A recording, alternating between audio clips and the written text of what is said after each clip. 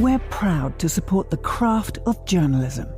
UBS brings you the latest news from around the world with The Globalist on Monocle Radio. Be part of an international network that brings together leading insights, research, and technology across 24 time zones and 12 key financial hubs, with you at the center of it all.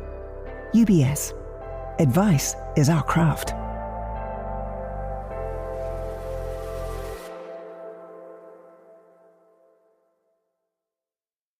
You're listening to The Globalist, first broadcast on the 3rd of July 2025 on Monocle Radio. The Globalist, in association with UBS.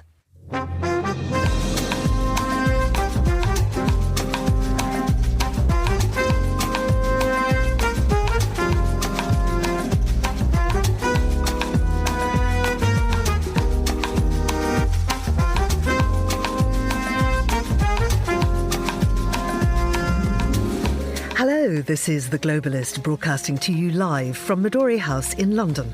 I'm Georgina Godwin. On the show ahead, the US has suspended the supply of key weapons to Ukraine. We'll ask why and what it signals. As Trump's One Big Beautiful Bill edges closer, we'll find out what this will mean for ordinary Americans. Then, Europe is sweltering under a record-breaking heat wave. Now cities are racing to find ways to beat the heat. Our Mediterraneo seasonal paper lands in newsstands today. We'll mine it for tips on how to keep chilled. The Dalai Lama turns 90. He's announced that China will not be choosing his successor. Q, a big row with Beijing drawing in India and Buddhists worldwide.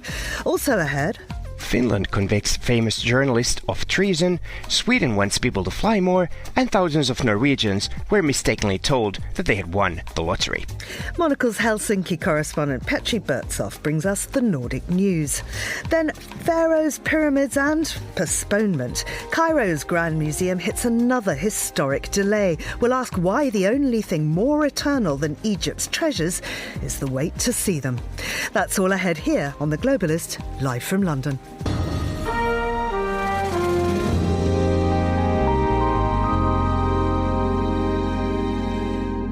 First, a look at what else is happening in the news. Hamas says it's studying what US President Donald Trump called a final ceasefire proposal for Gaza, but that Israel must pull out of the enclave. Seoul says it's time for the state to spend big as the global storm clouds gather. A ferry sinks off Bali. 2 people are confirmed dead and dozens are still missing.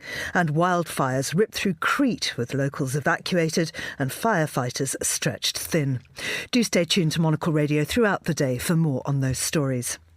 Now, the Pentagon has suspended deliveries of key guided weapons to Ukraine, including air defence missiles, even as Kyiv ramps up its own long-range operations inside Russian territory. Moscow has applauded the move as a step towards diplomacy. President Zelensky sees it as a reckless retreat that will only help the Kremlin. So, what's really behind this pause, and why now? Well, joining us from Kyiv is Hannah Hopko, head of Democracy in Action Conference and a former MP and former head of the Committee on Foreign Affairs, and James Rogers, who's Associate Professor of International Journalism at City University of London and an expert on Russia. Thank you both for making the time to come on the show today. Hannah, Zelensky has condemned this in stark terms. How is it being viewed more broadly inside Ukraine? So I'm now based in Kyiv. So after 3.5 years of Russian full-scale war, even capital of Ukraine is not protected. So this is why we consider this step from the Americans as a way to push Ukraine for concessions. So, and it's very bad that instead of making an increasing pressure on the aggressor state, on Russia, so America, Trump, actually, and his administration trying to make pressure on Ukraine, because we will not surrender. We keep fighting, and the spiderweb operation, which was successfully done by our state security service, just proves that Ukraine is capable to win this war. But when our partners are with us, but not switching from mediator to supporting Russia, because Ukraine without Patriot system, with daily ballistic terror from Russia, it's just allowing to kill innocent people. And James, Russia's publicly welcomed the move, but is the Kremlin serious about diplomacy? I don't think the Kremlin is particularly serious about diplomacy. There have been lots of opportunities in the last few weeks. It's interesting to recall, of course, that for much of the fall of last year, during the US election campaign, President Trump was saying he would find a solution to this within 24 hours of taking office. None of that has come to anything because I think, seen from Russia, they feel that the United States is wavering in its support for Ukraine. It's wavering in its support generally for European security. And I think Russia feels it can probably bide its time. And we've seen, a rather sort of cynical response from the Kremlin spokesman Dmitry Peskov yesterday, in which, as you said, Georgina, he suggested this would lead to a quicker solution to what Russia still terms its special military operation, in other words, its invasion of Ukraine. So, Hannah, is what you're saying is that this is an ideological shift from Washington? Or could it just be a logistical bump? Does the US not have the weapons to supply, or is this a move closer to Russia? So, honestly, there are some people in DC trying to explain that this is not a strategic game, or grand policy. This is just bureaucracy, some technical nuances, but that they will keep supplying us with the weapon needed to protect the sky, to protect civilians. But it's very strange why for more than 5 months of Trump presidency, we've never seen decisive steps like imposing sanctions, calling for confiscation of Russian sovereign assets. So it's already 12 years of ongoing Russian aggression. And it's second term of Trump. So it's very clear that Russia is not interested in ending the war. Putin wants to win the war, and he wants to start a new aggression confrontation with the NATO and the EU member states. It's clear, his objectives is very clear. And despite the economic problems and vulnerabilities inside Russia, they keep militarization of Russia, increasing their stockpiles with Kinzhals, ballistic and cruise missiles. They plan to produce daily 500 long-range drones. So it's clear that they want to defeat Ukraine. They want to obliterate our nation. And it's a kind of genocidal war of attrition. And James, do you agree that the Kremlin is going to use this pause as a chance to escalate?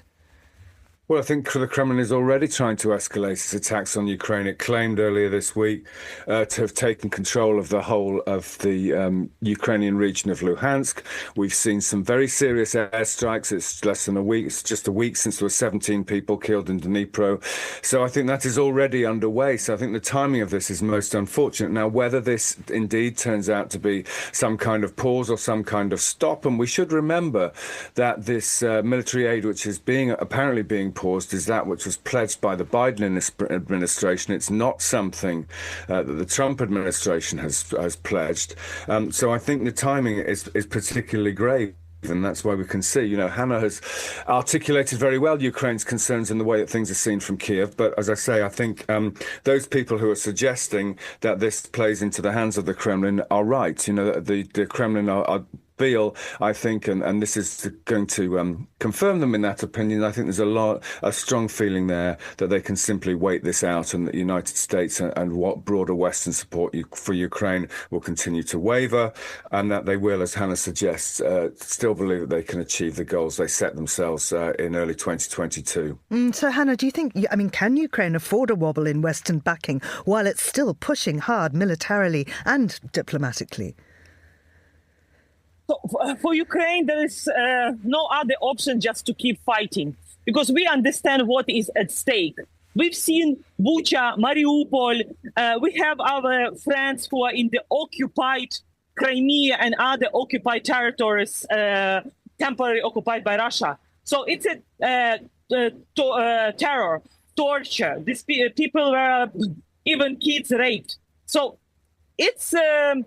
there is no way for us just to talk to our European partners, to convince American leadership to sell it to us. We are not asking just weapon for free of charge, for pro bono. No, we are ready to buy this weapon. And actually, it's about American credibility, because United States and American citizens, they always stand with nations which are fighting for freedom and dignity. So this is why we don't understand why American administration, instead of demonstrating leadership and making pressure on Russia as a terrorist state, they are creating conditions to increase pressure on Ukraine to capitulate.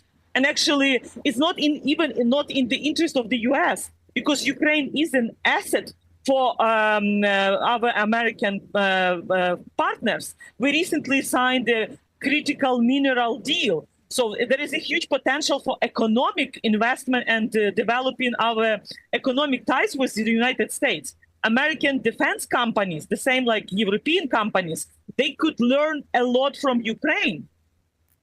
And James, do you think that Europe will step in and fill this gap?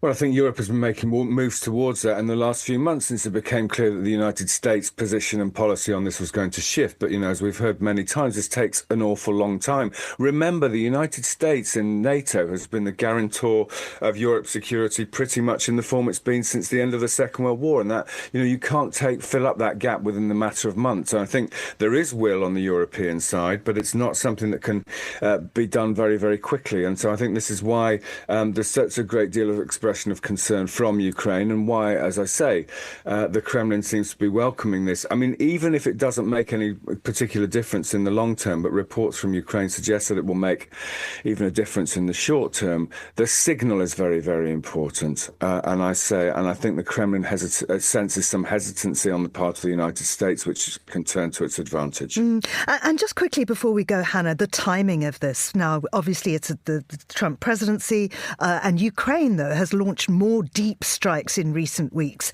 Do you think that could have factored into the Pentagon's rethink?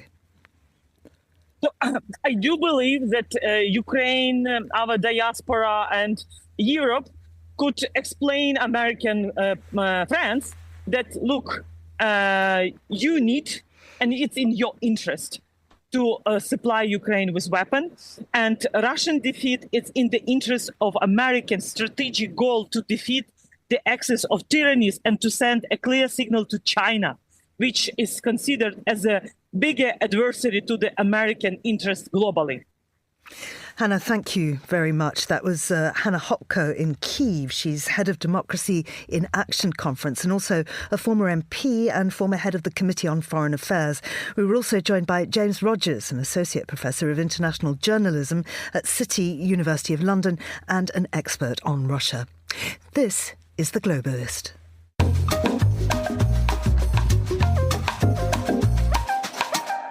It's 2:12 in Washington, D.C., 7:12 here in London. The US Senate has passed Donald Trump's signature economic package, a sweeping tax and spending plan known as the One Big Beautiful Bill. It now heads back to the House of Representatives, with Trump demanding it be on his desk by Friday.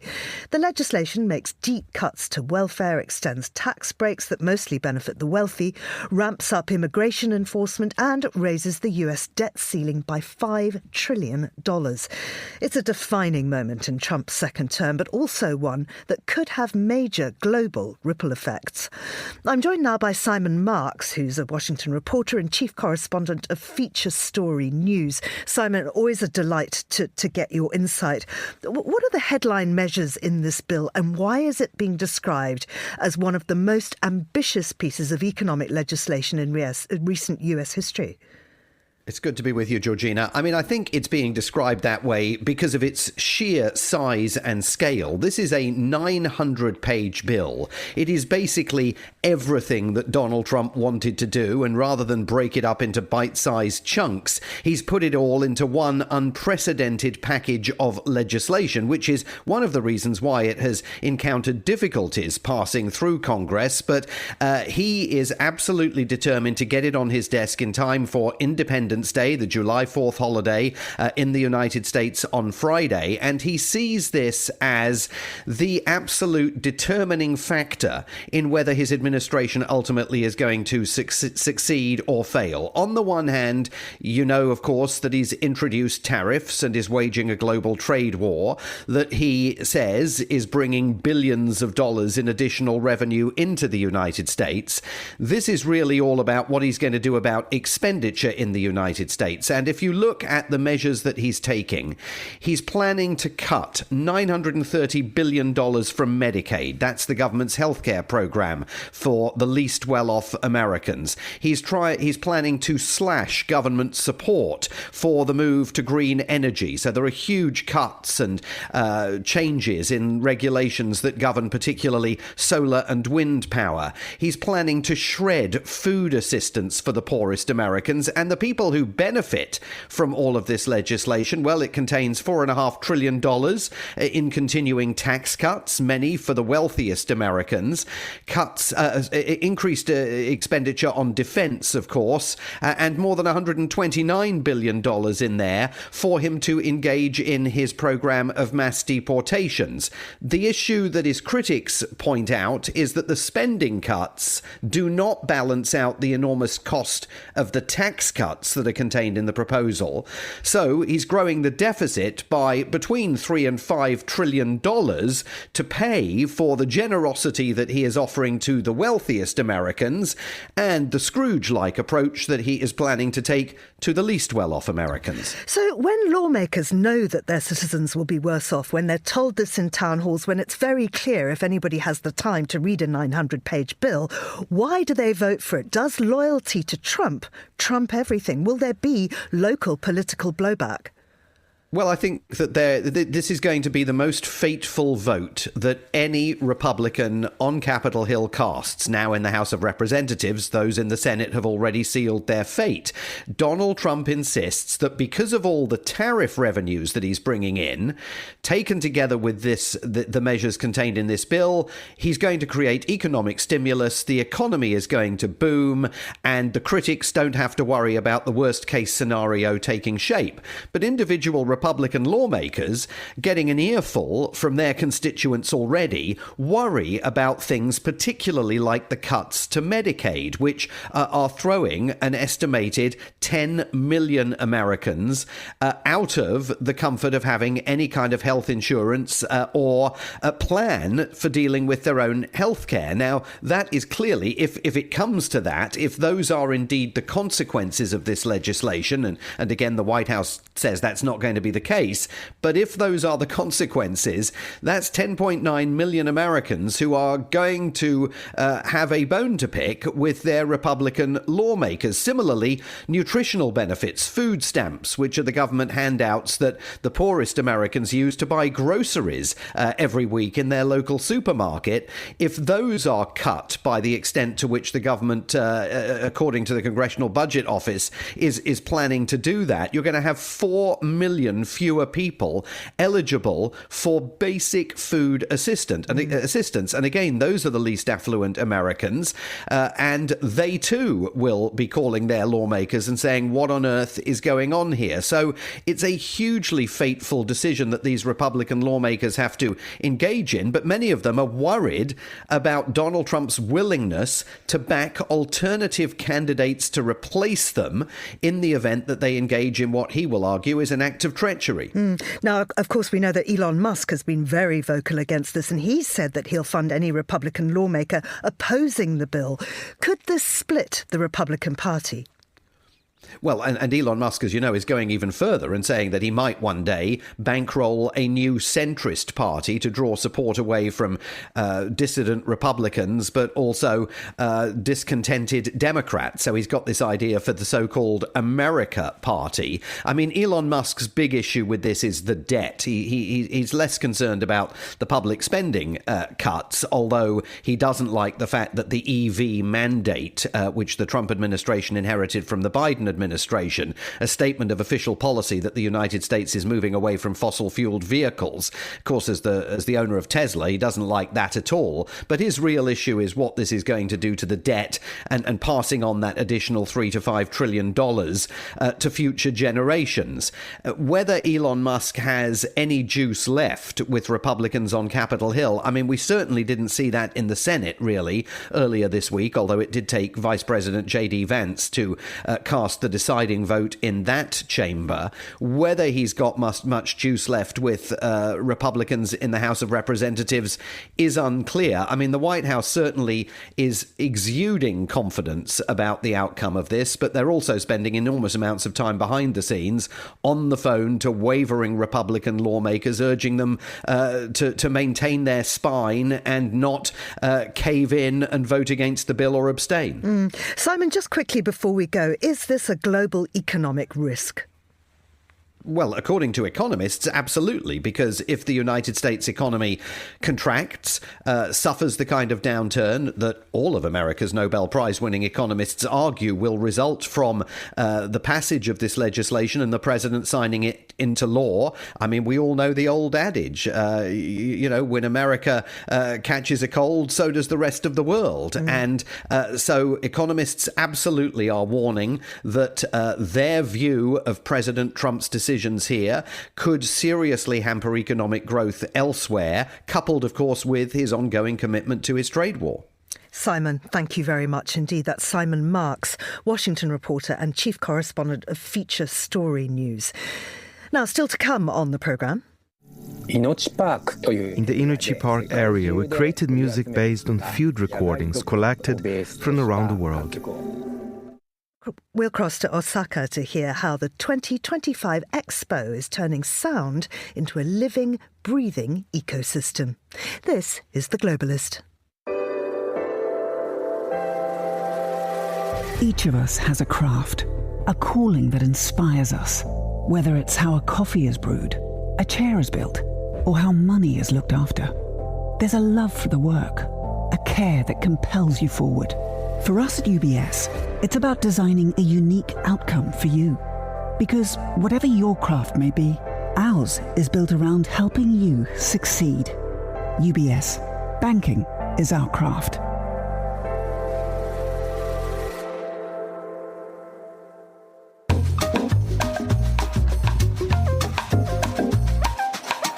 It's 7:21 here in London. You're listening to The Globalist, coming to you live from Midori House. I'm Georgina Godwin, and joining me in the studio is Latika Burke. She is writer-at-large for the Australian publication The Nightly. She's also expert associate at the Australian National University's National Security College. Latika, it's lovely to have you back in here again. Good morning, Georgina. Now, how do we deal with Rachel Reeves crying in Parliament and not sound like a bunch of anti-feminists? Well, I guess you report what happened and you analyse it in that context. I mean, one of the problems that Rachel Reeves has in crying in Parliament yesterday, she did, as Keir Starmer stood in front of her, not guaranteeing her ongoing in the position as Chancellor of the Exchequer. She's the first female Chancellor of the Exchequer. Is that they had been trying to fashion her. I mean, look at her image. She wears very clean-cut suits. She's got a very straight-cut bob. And they're trying to make her look like an Iron Woman. And yesterday that facade crumpled as and because a key plank of the government's welfare reform also crumbled due to a rebellion by their own MPs. It cannot be overstated what has happened here. You have Starmer and Reeves, who were presented to the public at last year's election as the sensible grown-ups, the Labor Party you can trust. And here they are unravelling. Both of them together, I think. And this story, of course, is dominating all the pages of the news. It is extraordinary to see this spectacle of Rachel Reeves crying as she did. Now, later her office said after that she had a personal issue she was dealing with. They have not said what it was. And Keir Starmer repeated that in an interview he did with the BBC after, and also came out and then said, yes, she's going to stay as Chancellor for a very long time. Why wouldn't he have said that? In Parliament, as he should have done, yeah. Why wouldn't he, during that question, Prime Minister's questions time, it runs for 30 minutes, he should have noticed that his Chancellor was visibly upset. Her distress was obvious to everybody. There were tears rolling down her face on camera. This went around WhatsApp groups. It went around on social media like wildfire. He did not once acknowledge her distress. They ran together. If she is weakened, which she is, Keir Starmer is too.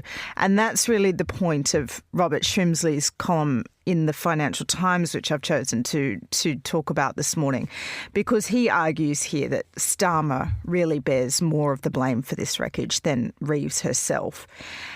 And I would also go further and add that this all harks back to Labor not really campaigning on very much last election. They didn't tell us they wanted to do these things. They should have.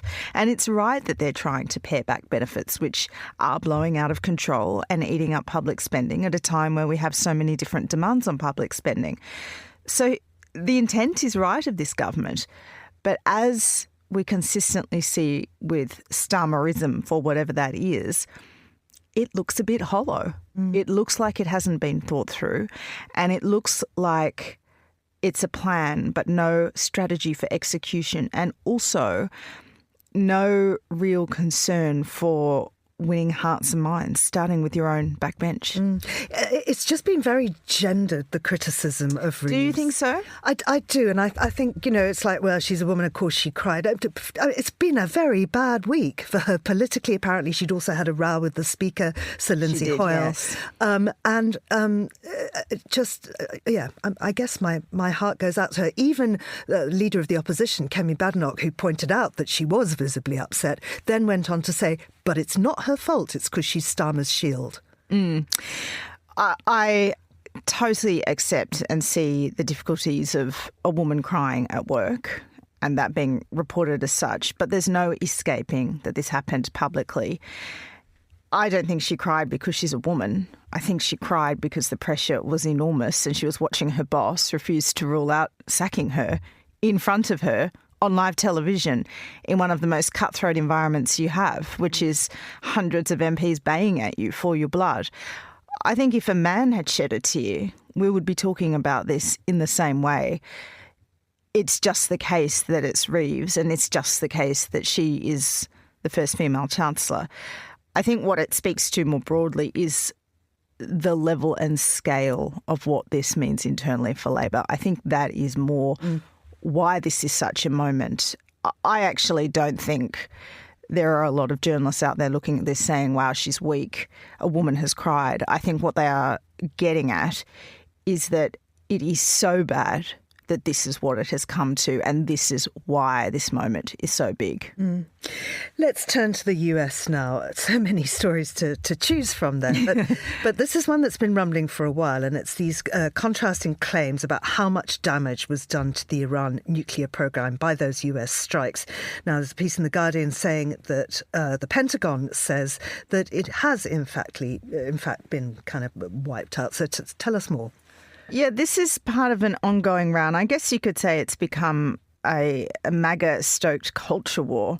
Just how much damage did the American strikes on Iranian nuclear targets cause? Of course, we heard the president come out, Donald Trump, and say he had totally obliterated Iran's nuclear capacities. Now, pretty soon, it was obvious that wasn't the case. And there were internal intelligence reports released in the United States through the media. And I was at NATO last week. Donald Trump spent, I would say, the best proportion of that press conference railing against the US media for reporting anything other than the total obliteration of these nuclear sites. Why this story is interesting is that Sean Parnell is the Pentagon spokesman, and these are not neutral adjudicators here.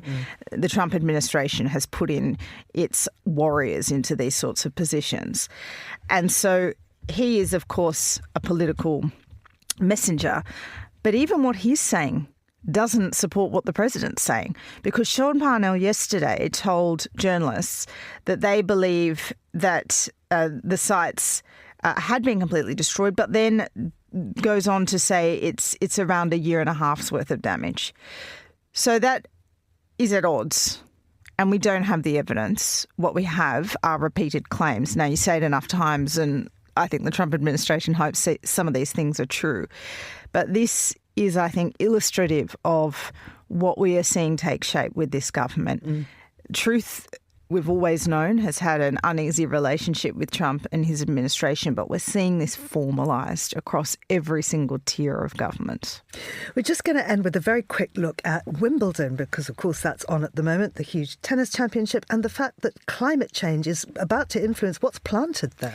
Yeah, I've never been to Wimbledon. I'm looking forward to one day going, but as I understand it, there's a lot of beautiful gardens around Wimbledon. Now, The Times has interviewed the club's head of horticulture and courts. What a title, Neil Stubley. Now, Mr. Stubley has said that they are going to have to adapt the types of grasses that they grow at Wimbledon, as well as change a lot of these plants that they plant around the perimeter to make it look so beautiful in English, of course. And keep in mind, this is a drawing card all around the world. People come to Wimbledon and enjoy strawberries and cream in the gardens and all those things that look so English. But one of the casualties is going to be hydrangeas, one of my favourite flowers, Georgina, because they're so thirsty. And so he said they've actually already started planting fewer hydrangeas and more foreign grass seeds that's more drought resistant and more hardy and will require less water. Now, he doesn't say that that's required at the moment, but they're starting to adapt. And what he says is that they can cope at the moment with these, quote, short bursts of heat. He says they're quite easily manageable. But in the long term, because of climate change, they're going to have to overhaul all the species of plants. So Wimbledon could look very different if you wander on down in another few years or so. Latika, thank you so much. That's Latika Burke there, who's writer-at-large for the Australian publication The Nightly. You're with The Globalist on Monocle Radio.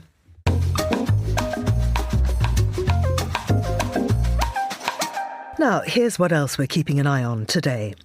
Hamas says it's studying what US President Donald Trump called a final ceasefire proposal for Gaza, but that Israel must pull out of the enclave.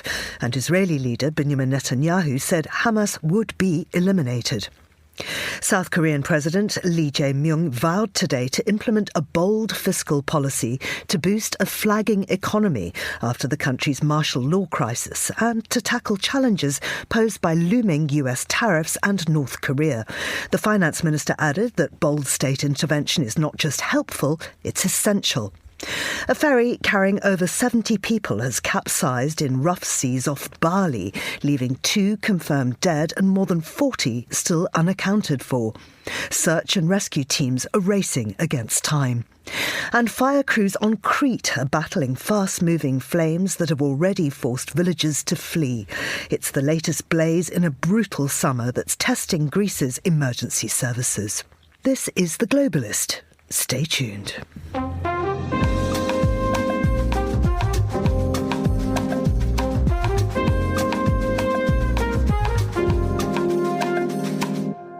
Monocle Mediterraneo newspaper is out today to coincide with the mercury rising.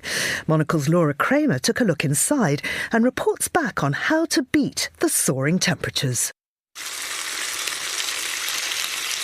Southern Europe is sweltering in record-breaking heat, with temperatures hitting 46 degrees in parts of Spain and Portugal. In Seville, one of the hottest cities in Europe, officials are testing new ways to cool down urban areas. One project called Cartuja Kanat uses underground water channels based on ancient Middle Eastern designs. These channels run through buildings and release cool air, lowering surrounding temperatures by up to 9 degrees. Another initiative, Life Water Cool, stores rainwater and pumps it back into public spaces to keep them cool and increase water supply. Meanwhile, Seville has become the first city in the world to name and rank heat waves based on how dangerous they are for health. The scheme, called Pro Meteo Seville, aims to raise awareness and help people cope better with extreme heat. Together, these projects could offer lessons for other cities facing rising temperatures. Laura Kramer there. And to learn more about how Europe intends to cool its cities, pick up a copy of the Monocle Mediterranean newspaper, which is out now.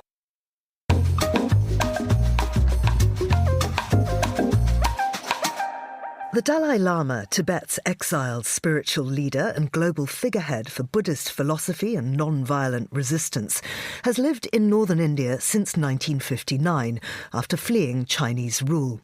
Now, just ahead of his 90th birthday, he's handed the authority to choose his successor to the Gadan Podrang Trust in Dharamsala, formally excluding China from the process. Beijing, meanwhile, has vowed to name its own Dalai Lama, setting the stage for a potential schism. India, long the host of the Tibetan government in exile, now finds itself at the centre of a spiritual and geopolitical contest. Well, I'm joined now from Taipei by William Yang, Senior Northeast Asia Analyst for the International Crisis Group. William, why is this important and what kind of message is the Dalai Lama sending to Beijing? Oh, this is important for several reasons. One of the reasons is because the Dalai Lama finally basically shared his personal commitment and view to continue to safeguard the ability of the Tibetan community to choose its own leader, especially under the condition that it's not going to have any interference coming from Beijing. And at the same time, this is a direct challenge to the Chinese government's long-held attempt to try to assert its authority over Tibet. And by excluding China from the selection process of the next Dalai Lama, this is basically setting the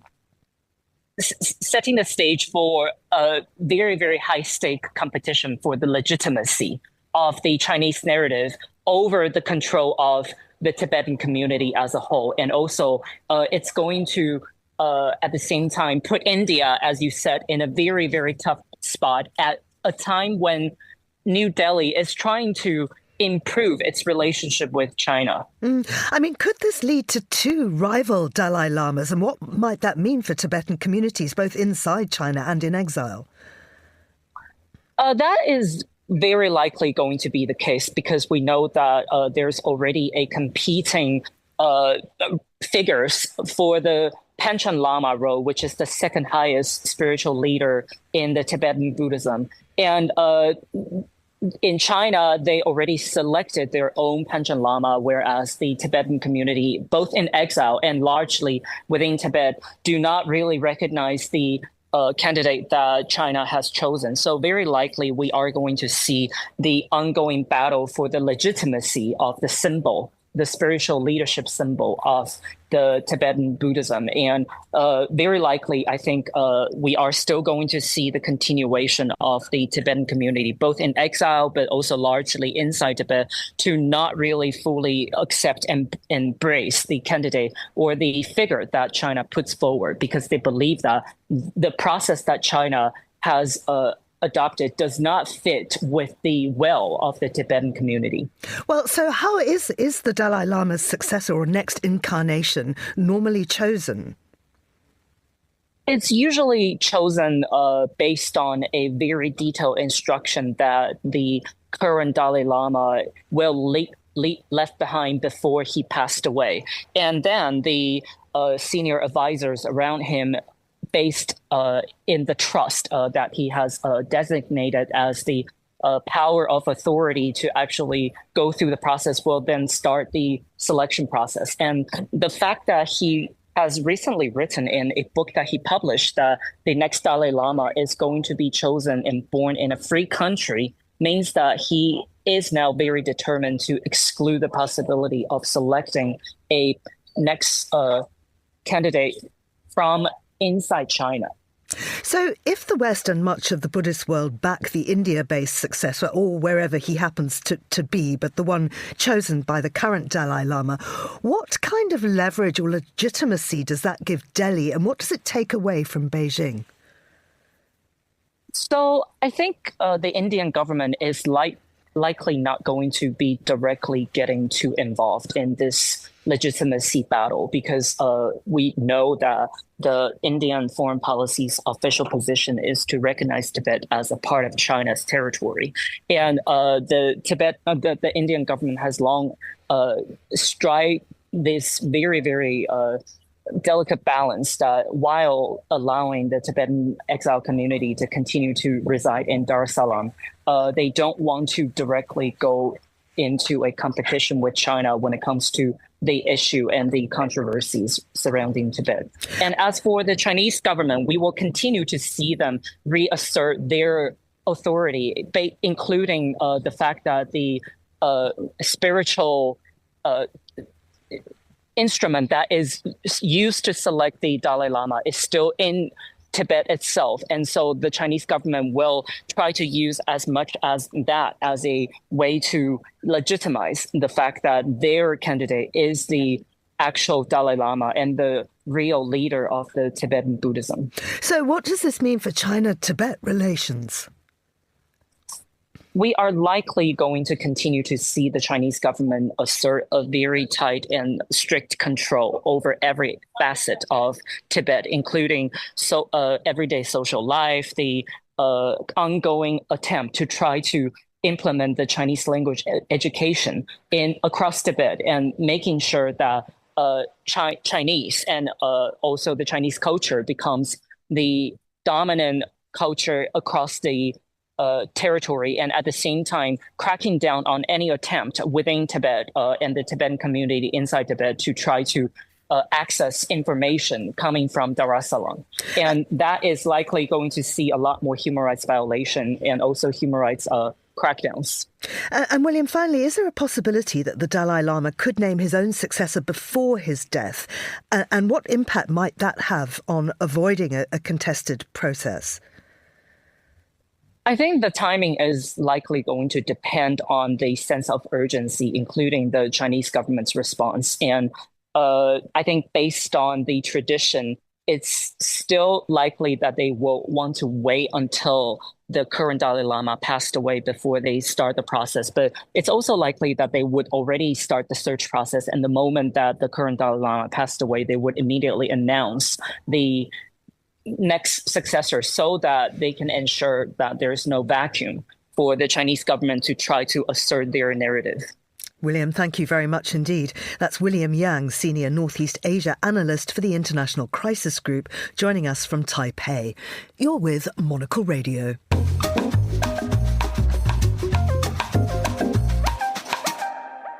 The Osaka Kansai Expo runs through to mid-October. We've been looking at it in detail this week, and this time we're spotlighting the Expo's soundscape design. Monocle's Ryuma Takahashi spoke with the people who composed and designed these sounds and sent us this report. The theme of 2025 Osaka Kansai Expo is Designing Future Society for Our Lives. As this theme suggests with the word designing, the design aspect is crucial for this expo. However, what deserved attention is not just visual design. The soundscape design, under the concept of Assemble of Lives, transforms the entire site into the ecosystem that embodies the expo's theme. The site is divided into multiple areas with the themes of life, festival, city, forest, water, sky, and earth, creating spectacular sound using over 600 disaster prevention speakers. Kota Hekichi, the creative director of the Expo design system, explained that the BPM across the various areas within the Expo site are coordinated, creating a harmonious soundscape design. As you walk through the site areas, the sound switches like a DJ's fader. The site's music is created with the idea that while it's diverse, there's connectivity and harmony. From a Japanese and Eastern perspective, based on the idea that all things have life, this expo questions how society should be, how we live together with newly emerging forms of life like AI, biotechnology, and artificial life. The music also creates the entire site in a way where these lives resonate with each other, expressing future worlds and future society through sound. It feels like creating a massive installation art with the entire site, where we've created music in collaboration with multiple lives.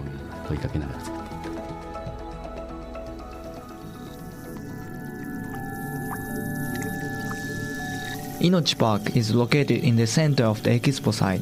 As inochi is a Japanese word meaning life, this area is also expressed through the sound as a place where life is born. Evala, who composed the sound for Inochi Park, says he expressed the expo created by various countries and lives coming together through sound. In the Inochi Park area, we created music based on field recordings collected from around the world. What's distinctive is, for example, that Nordic birds and South American insects coexist in the same space, creating another world.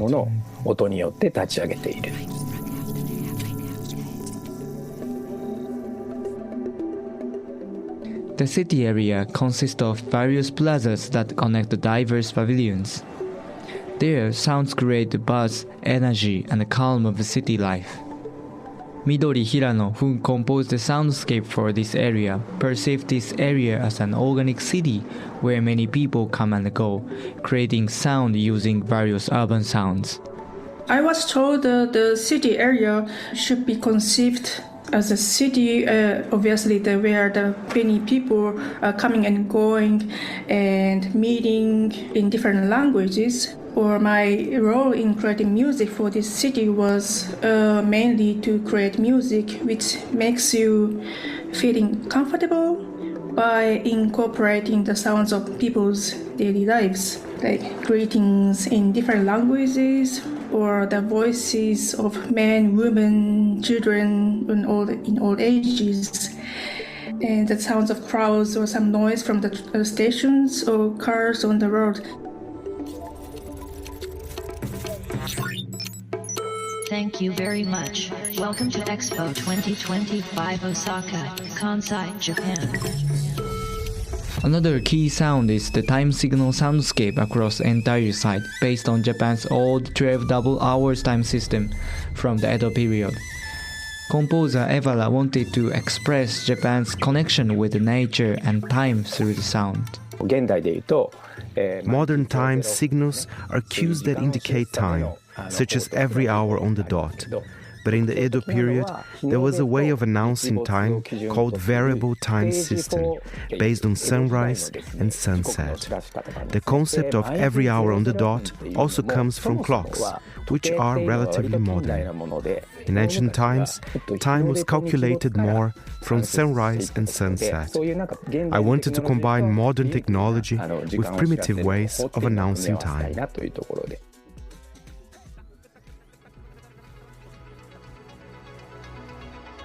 He says that time signals play at the same time from the speakers all around the site, creating sound experience you can only get there. Sensors that detect weather and temperature are installed throughout the expo area, just like the speakers. Information about which direction the wind is blowing and what the temperature is when it rains is incorporated into how the time signals acoustics resonate. On days when strong winds blow, the time signals also move quickly and gently. And when it's raining, the sound becomes slightly muffled. As the expo site is so large, even when 600 speakers played simultaneously, each sound has tremendous delay, continuing like the sparks of sparklers. Pop, pop, pop. This elusive vastness and the feeling of sound slipping through your hands can only be experienced at the site.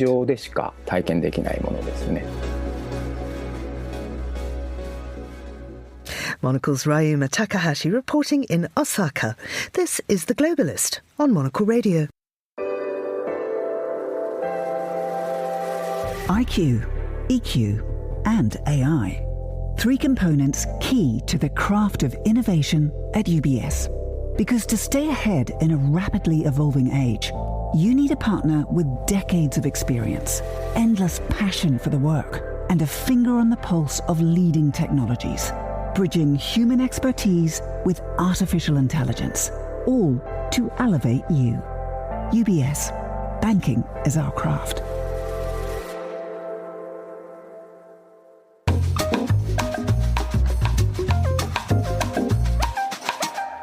Now, Monocle's Helsinki correspondent Petri Bertsoff joins us down the line for a roundup of Nordic news from the Finnish capital. Good morning to you, Petri. Good morning, Georgina. Is it sunny and beautiful in Helsinki?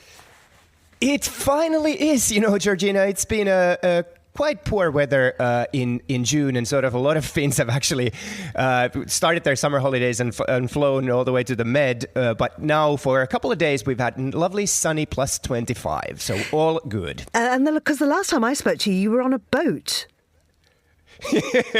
Yeah, that was that's correct. Yes, that was the midsummer celebrations, and there were so many people, kids running around, huge party celebration. So I just needed to retreat to a sailing boat. But now I'm back in the city. You're back in the city and following this story, which is really rocking the media community, and that's the arrest of these two journalists for treason. Tell us more. Yeah, this is I would say, the main news story of the week. So this is a case that has been ongoing for some years now, and it all stems from a 2017 article published in the main daily Helsingin Sanomat about Finnish sort of military intelligence. And now the Helsinki Court of Appeal has convicted these two journalists, Tuomo Pietiläinen and Laura Halminen, of treason for publishing, and interestingly also for attempting to publish classified military intelligence. And basically Pietiläinen, he received a 4-month suspended sentence, and Halminen was given, I believe it was around 80-day fine. So they're not going to jail, but it's still a very rare verdict, and a lot of people argue a significant pushback also against sort of national security reporting in Finland. I'm just a little surprised that the editor, who was obviously the person that gives the go-ahead for it, got off with nothing. Exactly. That's also what people are talking about. Because, I mean, as we know, as journalists, it's the editors and the editorial directors who are actually responsible for whatever the media outlet publishes. But the interesting thing to note here is that they were convicted also for material that was actually never published. I mean, they were going to publish a series of articles, but they only published one. Yeah. Petri, let's move on, because Sweden, the country that invented flight shaming, has reversed its stance.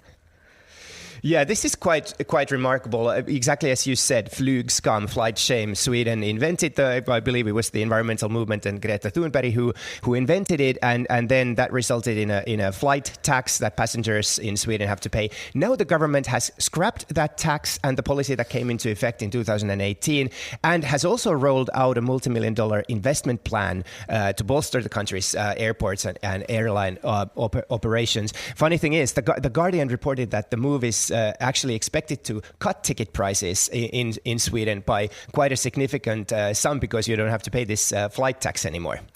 And at the same time, of course, Denmark's just introducing a flight tax. And so we're seeing all these budget airlines like Ryanair and EasyJet dropping out of Denmark, but increasing their flights to Sweden. Exactly. So it just goes to show that it's a kind of a race to attract these different airlines, and governments have started to understand that it's actually quite significant business to have airlines flying into your main airports and bringing tourists and travelers. Now, thousands in Norway were told that they had won millions in the national lottery, which is extraordinary. This happened, I believe, on Sunday, but since then there's been a lot of fallout. Tell me more. Yeah, this story, I read this in the Norwegian papers and then also on the BBC. This is unbelievable. Basically, the Norwegian State Lottery Company, they made a conversion error when they announced the winners of the Euro jackpot. And instead of dividing the sums that people won by 100, they actually multiplied the Euro amount when they converted it into Norwegian crowns by 100. So a lot of people thought that they became millionaires basically overnight, and then the following day we're told that, hey, look, we made a mistake. It's actually just like 1,000 that you won. I really hope they hadn't started spending already. Petri, thank you very much indeed. That's Petri Bertsoff there. He is our correspondent in Helsinki. You're listening to The Globalist on Monocle Radio.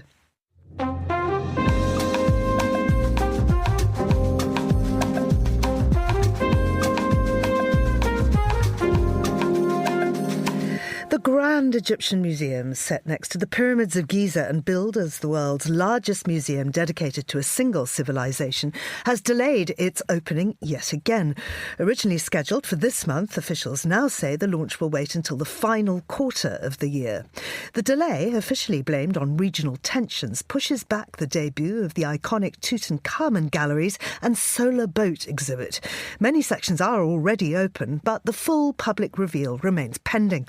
Well, Emma Rose Abrams, art journalist and contributing writer at ArtNet News and Others, joins me now. Emma Rose, what's the significance of the Grand Egyptian Museum for Egypt's cultural identity and global standing? It is enormous. I mean, this $1 billion project, I think, has huge significance for Egypt because, on the one hand, we have conversations about repatriation, which, until quite recently, always spoke to the fact that the museums in the West were better placed to care for these objects. And looking at this new museum, you can't make that argument. It's a stunning kind of space. And it's a case of showcasing what I think most people would think of as one of the main wonders of the world and doing it best there at home. Where it happened, you know. So when will the Tutankhamun collection and the solar boat galleries finally open, and why has it been postponed once again? Well, they're due to open in the last quarter of this year, but because the opening's been postponed because of the conflict between Israel and Iran, we are kind of dependent on that being resolved. I can't see them going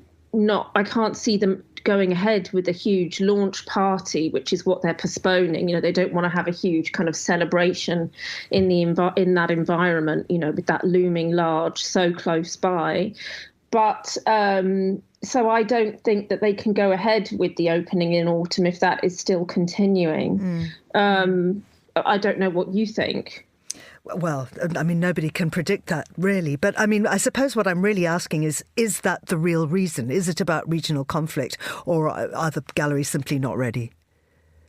There has been a soft opening, but it seems like nobody's actually seen inside that space yet. So it could be a case of those galleries not being ready. But a few journalists were given access to the museum and wrote a kind of, you know, some pieces and some accounts of what they saw. It seems like the museum is almost finished, is almost completed. But, as you say, if nobody's seen inside the galleries, how can they speak to that? And just finally, from an art world perspective, how do you assess the museum's design, its digital integration and curation so far? Does it live up to this hype? From what I've heard, it absolutely does live up to the hype. It is stunning. I mean, you walk into the atrium, you are greeted by this kind of 30-foot tall kind of statue of Ramesses II, the sunlight flooding through the galleries, and just the sheer number of objects, thousands of items from Tutankhamun's tomb, which obviously we haven't seen in its, you know, in full yet. And it seems to me that, yes, this is a wonderful museum and an amazing achievement. I wonder about the digital side. I can't speak to that, but that does seem like something which could cause a delay. And just looking beyond Egypt briefly, how does this project fit into the broader trend of mega museums as instruments of cultural soft power? Well, it's huge. And the placement is amazing. I mean, I think this would be the only museum of its kind on the African continent, this kind of mega museum. And it fits in with kind of across the Middle East. You've got at Louvre, Abu Dhabi, you've got the kind of long-awaited Guggenheim. And it just seems like it's a continuum of a trend to install these huge museums as cultural hubs for tourism and also, you know, to boost this soft power of nations. Absolutely. Emma Rose, many thanks for joining us. I hope we get a firm opening date for that museum very soon. It seems like something that needs to be on everybody's list. Emma Rose Abrams there, arts journalist and contributing writer at ArtNet News. Thank you very much indeed. And that's all for today's programme. Thanks to our producers, Laura Kramer, Tom Webb and Anita Riotta, our researcher, Henry King, and our studio manager, Elliot Greenfield. After the headlines, there's more music on the way, and the briefing is live at midday in London. The Globalist will return at the same time tomorrow, and of course there's much to listen to on our website. A brand new edition of Meet the Writers just out. We've got so much wonderful material. We're now putting out a second episode every week. This one features Damien Wilkins. He's a New Zealand author. He recently won the Ockham Book Awards, which I judged when he spoke to me about his fantastic new book. It's called Delirious. So that's one for your to-be-read pile if you're looking for inspiration. That's it from me, Georgina Godwin. Many thanks for listening and goodbye.